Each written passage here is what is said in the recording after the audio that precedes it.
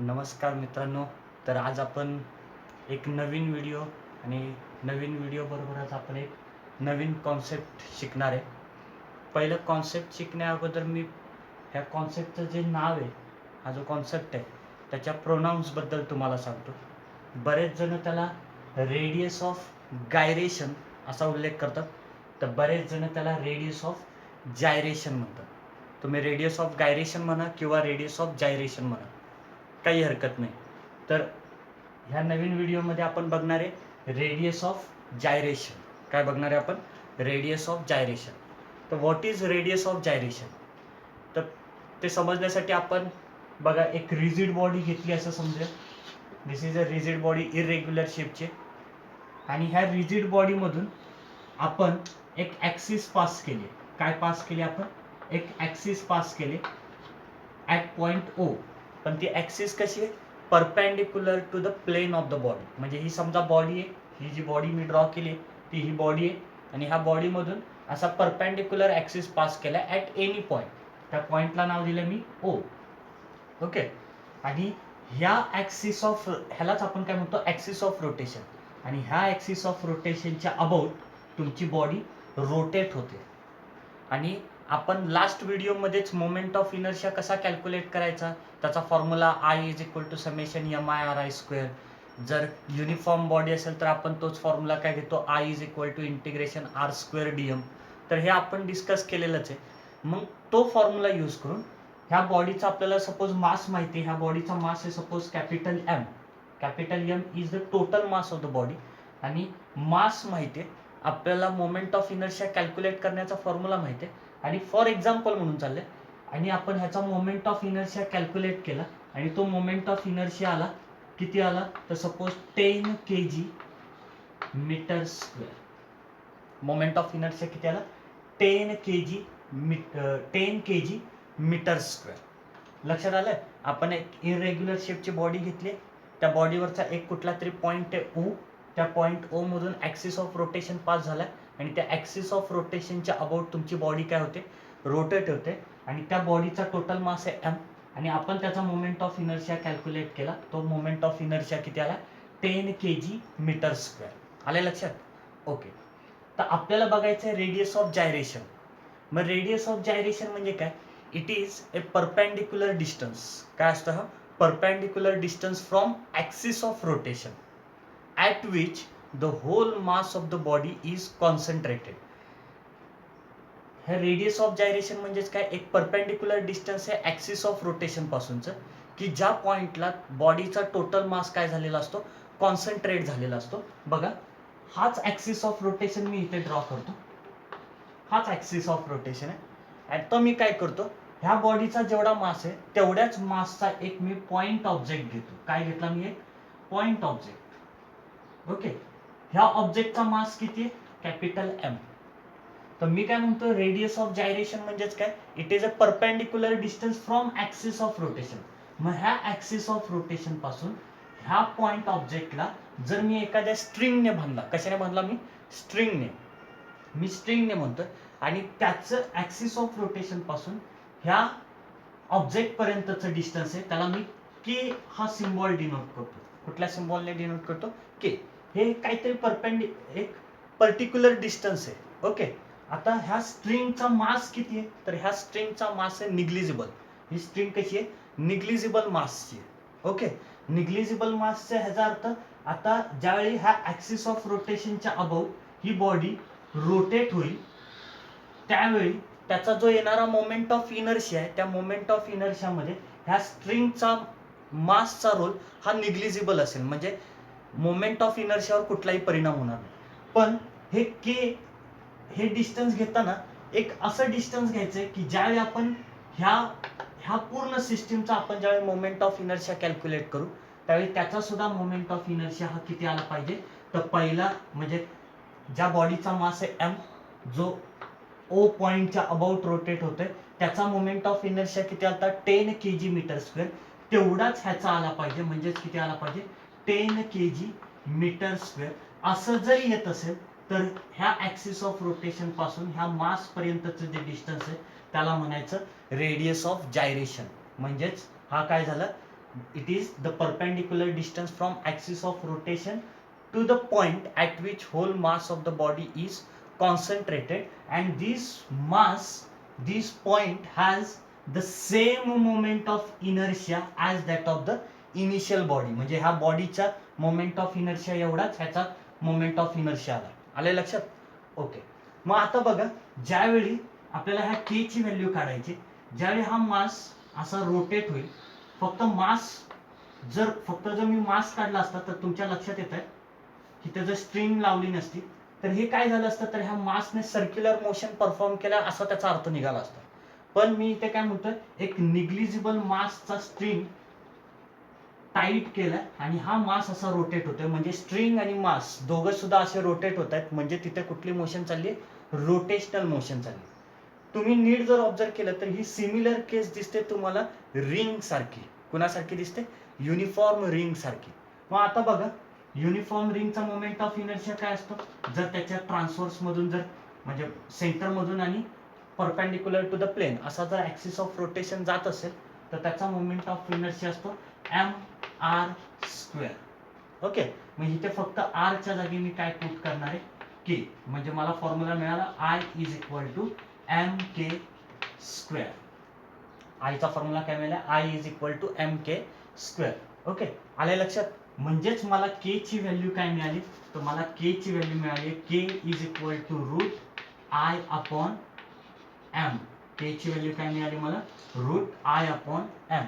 and this is nothing but the value of radius of gyration. ही कुणाची value आहे, radius of gyration. ह्या फॉर्म्युल्यावरून तुमच्या लक्षात येईल मास, बॉडीचा मास तर कॉन्स्टंटच असतो, राहिला काय √I म्हणजे मोमेंट ऑफ इनर्शिया. जसं आपण मोमेंट ऑफ इनर्शिया बाबत डिस्कशन केलं त्याच्या फिजिकल सिग्निफिकन्स बद्दल, की मोमेंट ऑफ इनर्शिया कशावर डिपेंड असतो, it depending on the size of the object, it depending on the shape of the object, it depending on the position of axis of rotation. तसंच same हा जो radius of gyration आहे, it depending on size, shape and dimension of the body. कशावर depend आहे, size, shape and dimension of the body. Also this radius of gyration is depending on the position of axis of rotation. म्हणजे एकच body, समजा आपण solid sphere घेतलाय, एकच body, पण त्याच्या डायमीटर मधून जर ऍक्सिस ऑफ रोटेशन जात असेल तर रेडियस ऑफ जायरेशनची व्हॅल्यू काहीतरी. पण जर सपोज त्या सॉलिड स्पियरला टँजेन्शियल ऍक्सिस जात असेल तर त्याचा रेडियस ऑफ जायरेशन मात्र काय होतो, चेंज होतो. म्हणजेच radius of gyration is depending on the position of axis of rotation. हे आपण पुढे एक्झाम्पल मध्ये डिस्कस करणारच आहोत. ओके. तर इथपर्यंत लक्षात आलं. आता रेडियस ऑफ जायरेशन म्हणजेच काय, इट इज अ डिस्टन्स. आपण काय म्हटलं, हे डिस्टन्स आहे कुणापासून, ऍक्सिस ऑफ रोटेशन पासून ते पॉइंट मास पर्यंतचं. म्हणजेच ह्याचं एसआय युनिट काय, तर रेडियस ऑफ जायरेशनचं एसआय युनिट येईल मीटर. जे रेडियस ऑफ जायरेशनचं एसआय युनिट काय, मीटर. आलंय लक्षात? तर पुन्हा एकदा बघूया आपण रेडियस ऑफ जायरेशन म्हणजे काय. मी तुम्हाला सांगितलं प्रोनाउन्स, काही जण गायरेशन म्हणतात, काही जण त्याला जायरेशन म्हणतात, तुम्ही काही म्हणू शकता. ओके. आपण काय घेतलेलं, एक इरेग्युलर शेपची बॉडी घेतलेली, त्या इरेग्युलर शेपच्या बॉडीमधून एक ऍक्सिस ऑफ रोटेशन पास केला ऍट पॉइंट O आणि त्याच्या अबाउट आपण रोटेट केला आणि त्याचा मोमेंट ऑफ इनर्शिया कॅल्क्युलेट केला, तो किती आला, 10 kg/m². ओके. मग आपल्याला डिस्कशन करायचं तर रेडियस ऑफ जायरेशन बद्दल. मग मी काय घेतला, एक पॉइंट मास घेतला, एक पॉइंट ऑब्जेक्ट घेतला ज्याचा मास पहिली जी बॉडी होती त्याच्या मास एवढाच आहे. म्हणजे इथे ह्याचा मास किती होता, कॅपिटल M, तर ह्या पॉइंट मासचा मास सुद्धा किती आहे, कॅपिटल M. ओके. आता ह्या पॉइंट मासला आपण एका स्ट्रिंगने बांधला. कशाने बांधला, स्ट्रिंग, एका दोरीने बांधलाय. पण त्या दोरीचं वजन कसं पाहिजे, इट इज निग्लिजिबल. म्हणजे ती दोरी, स्ट्रिंग कशी पाहिजे, वेटलेस और मासलेस. ओके. मग त्या स्ट्रिंगने आपण टाईट केला आणि त्या स्ट्रिंगला आपण ऍक्सिस ऑफ रोटेशनला टाईट केला आणि आता ही सिस्टीम आपण अशी रोटेट करायला सुरुवात केली तर त्याचा मोमेंट ऑफ इनर्शिया हा सिमिलर कुणासारखा आहे, moment of inertia of a ring. म्हणजे I = किती आला, mr². हा झाला फॉर्म्युला. लक्षात आलं? पण एक डिस्टन्स म्हणजे ऍक्सिस ऑफ रोटेशन पासूनचा ह्या मास पर्यंतचं एक पर्टिक्युलर डिस्टन्स असं घ्यायचं की त्या डिस्टन्सला तुमचा मोमेंट ऑफ इनर्शिया हा किती आला पाहिजे, सुरुवातीला किती होता ह्या बॉडीचा, 10 kg/m². एक्झॅक्टली ह्याचा सुद्धा मोमेंट ऑफ इनर्शिया किती आला पाहिजे, 10 kg/m². म्हणजे ह्या पॉइंट मासचा मोमेंट ऑफ इनर्शिया ह्या बॉडीच्या मोमेंट ऑफ इनर्शिया एवढं जरी येत असेल, ज्या डिस्टन्सला, हे महत्वाचं, ज्या डिस्टन्सला, त्या डिस्टन्सला कशाने डिनोट करायचं, K, and this K is known as a radius of gyration. त्यालाच तुम्ही काय म्हणणार आहे, रेडियस ऑफ जायरेशन. लक्षात आलं. मग इथे आरच्या जागी म्हणजे हा जो सर्कल आहे, आता जरा डिस्टन्स नसल्यामुळे, पण हा जो सर्कल आहे त्याचा हा काय रेडियस आहे, म्हणून आपण आरच्या जागी काय पुट केला, के. म्हणून मला फॉर्म्युला काय मिळाला, I is equal to M K square. आलं लक्षात. ओके. मग आता ह्याच्यावरूनच के चा फॉर्म्युला म्हणजे रेडियस ऑफ जायरेशनचा फॉर्म्युला काय आला, square root of I upon M. मग ह्याच्यावरूनच आपण सांगतो radius of gyration depending on the shape and size of the body and also it depending on the position of axis of rotation. तर radius of जायरेशनची पुन्हा एकदा definition सांगतो. It is a perpendicular distance, it is a perpendicular distance from axis of rotation to the point mass at which whole mass of the body is concentrated, and this point has the same moment of inertia as the initial body about the given axis is known as a radius of gyration. आणि त्याचं SI unit काय, radius of जायरेशनचं SI unit येईल metre, कारण की हे फक्त distance आहे. आले लक्षात. तर हे थोडंसं नोट डाऊन करून घ्या.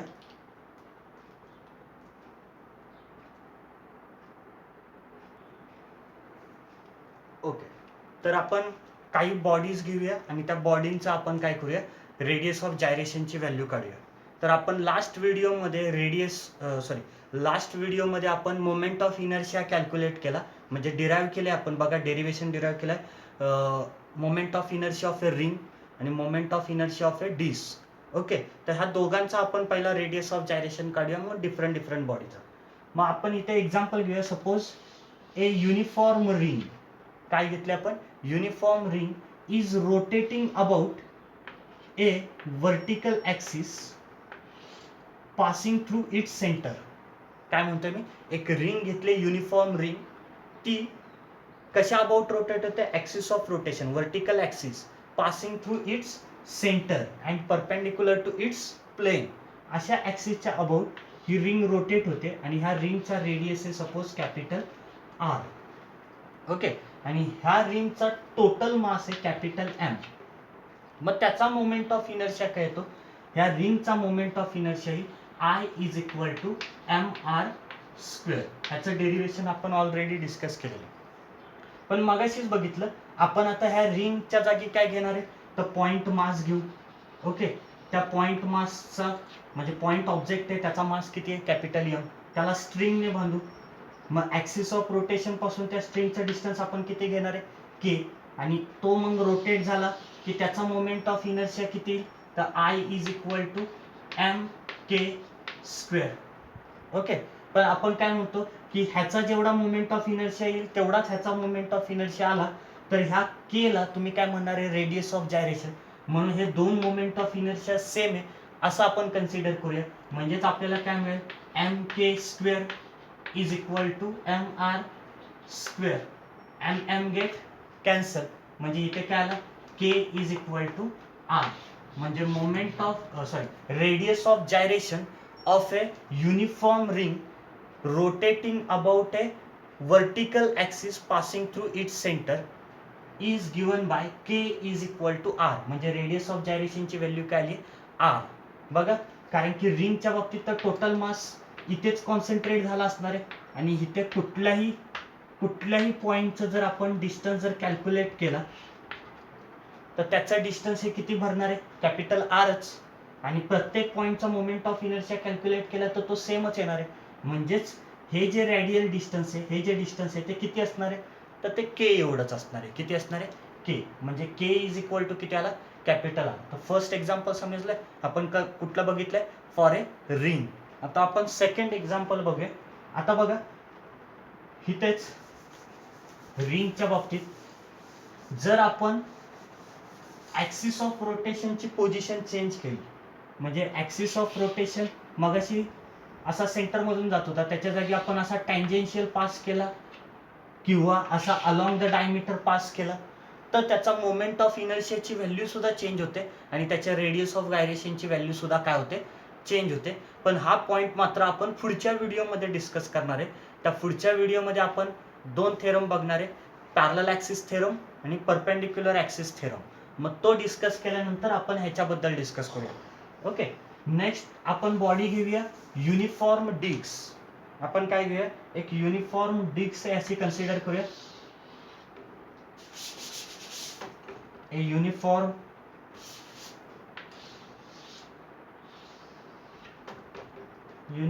डिस्क आहे. आता इथे सुद्धा ह्या डिस्कच्या सेंटरमधून एक व्हर्टिकल ॲक्सिस पास झाले. व्हर्टिकल ॲक्सिस म्हणजेच काय, तर डिस्कच्या प्लेनला एक परपेंडिक्युलर अशी ॲक्सिस पास झाली. म्हणजे फॉर एक्झाम्पल हा डिस्क आहे आणि ॲक्सिस ऑफ रोटेशन ह्याच्या प्लेनला असा परपेंडिक्युलर आणि सेंटरमधून पास झालाय. लक्षात येत आहे. मग त्यावेळी मोमेंट ऑफ इनर्शिया किती येतो, जर सपोज असं येत असेल तर मोमेंट ऑफ इनर्शियाचा फॉर्म्युला काय येतो, तर I is equal to 1/2 mr square. Sorry, मला सांगायचं राहिलं, हा डिस्कचा टोटल मास आहे कॅपिटल M आणि त्याचा रेडियस आहे कॅपिटल R. मग त्यावेळी मोमेंट ऑफ इनर्शिया किती, I is equal to 1/2 mr square. हे आपण लास्ट व्हिडिओमध्ये ह्याचं डेरिवेशन बघितलेलं आहे. लक्षात आलं. मग आता आपल्याला करायचंय काय, तर रेडियस ऑफ जायरेशनची व्हॅल्यू काढायची. म्हणजेच आपण I इज इक्वल टू काय घेणार आहे, तर I is equal to mk square. काय घेणार आहे, I is equal to mk square. आता मी परत ते सांगत नाही कसं येतो तो फॉर्म्युला. आता तुमच्या लक्षात आलं, आपण 2 एक्झाम्पल बघितले. आलं लक्षात. तर I इज इक्वल टू काय घेतला, mk स्क्वेअर. मग ह्या दोन रेडियस ऑफ म्हणजे हा पॉइंट ऑब्जेक्ट आहे, त्याचा मास आहे कॅपिटल M, त्याचा ॲक्सिस ऑफ रोटेशन पासूनचा डिस्टन्स आहे k. मग त्याचा मोमेंट ऑफ इनर्शिया आपण किती कन्सिडर केलाय, I is equal to mk square. पण ह्याचा मोमेंट ऑफ इनर्शिया आणि ह्या बॉडीचा मोमेंट ऑफ इनर्शिया हा काय असतो, सेम असतो. म्हणजेच आपण हे दोन्ही इक्वेशन काय करणार आहे, इक्वेट करणार आहे. mk square is equal to 1/2 mr square. मग इथे पण m गेट कॅन्सल, म्हणजे दोन्ही बाजूचा स्क्वेअर रूट घेतला तर k ची व्हॅल्यू काय, k is equal to r upon root 2. म्हणजे ही रेडियस ऑफ जायरेशनची व्हॅल्यू झाली कुणासाठी, फॉर अ युनिफॉर्म डिस्क. कुणासाठी झाली, फॉर अ युनिफॉर्म डिस्क. आले लक्षात. ओके. थर्ड एक्झाम्पल आपण बघूया. तर थर्ड एक्झाम्पल मध्ये सपोज आपण आता इथे सुद्धा ह्या पॉइंट मध्ये सुद्धा आपण ॲक्सिस ऑफ अशी टँजेन्शियली पास करू शकतो, अलॉंग द डायमीटर पास करू शकतो. पण मी तुम्हाला ऑलरेडी सांगितलेलं आहे की ह्याचं पण आपण नेक्स्ट व्हिडिओमध्ये डिस्कस करणार आहे. तर हे सध्या तरी नोट डाऊन करून घ्या.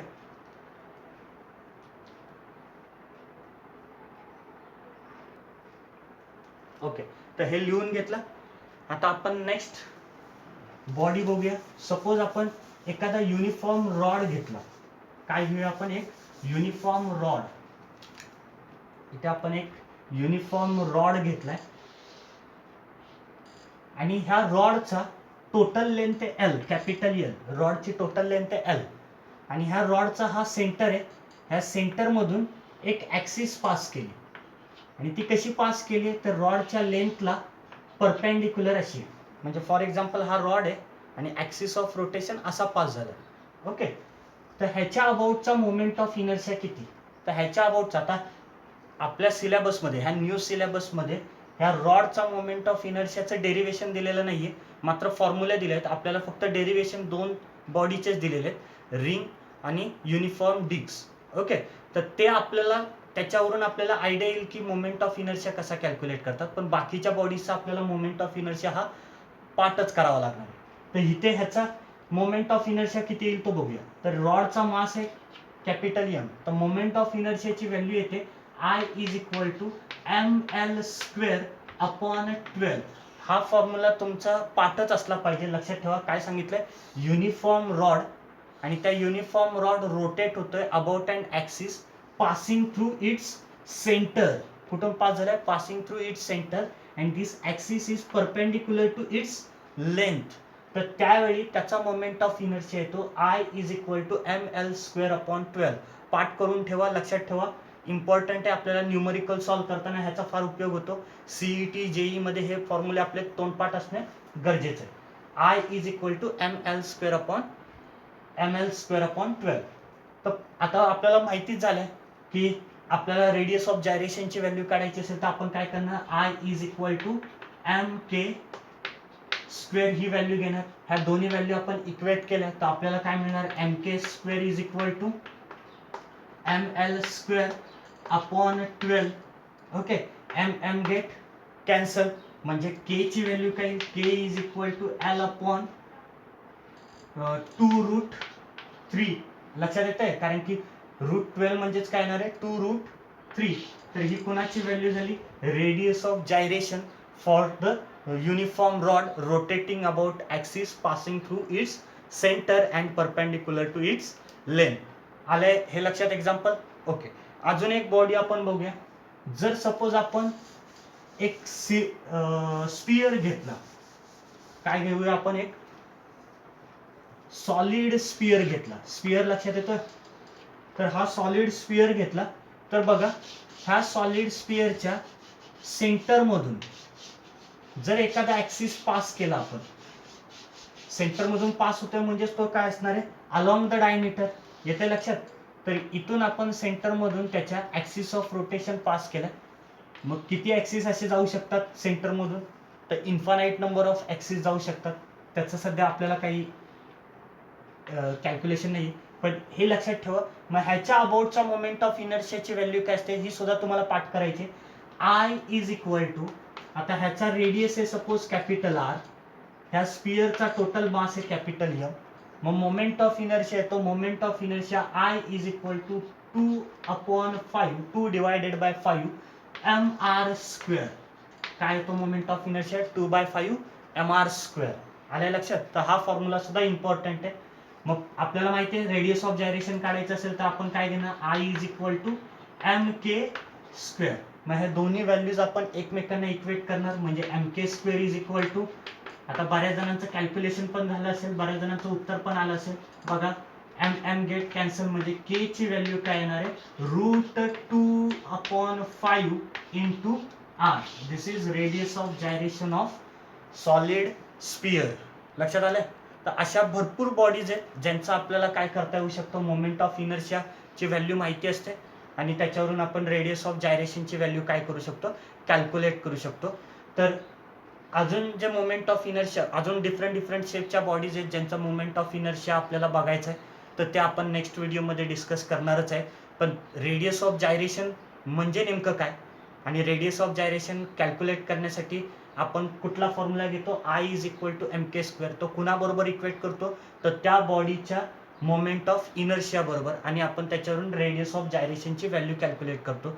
आणि रेडियस ऑफ जायरेशनची डेफिनेशन परत एकदा लक्षात ठेवा. काय सांगितलंय, it is a perpendicular distance from axis of rotation at which the whole mass of the body is concentrated and this point has the same moment of inertia as that of the body at a given about the given axis is called as a radius of gyration. Radius of gyration म्हणा किंवा radius of gyration. तर I hopes की हा video तुम्हाला समजला असेल. Radius of gyration he concept तुम्हाला चांगली समजली असेल. तर नेक्स्ट व्हिडिओमध्ये आपण डिस्कस करणार आहोत परपेंडिक्युलर ॲक्सिस थेरम आणि पॅरलल ॲक्सिस थेरम. तर आजच्या पुरती एवढंच. थँक्यू.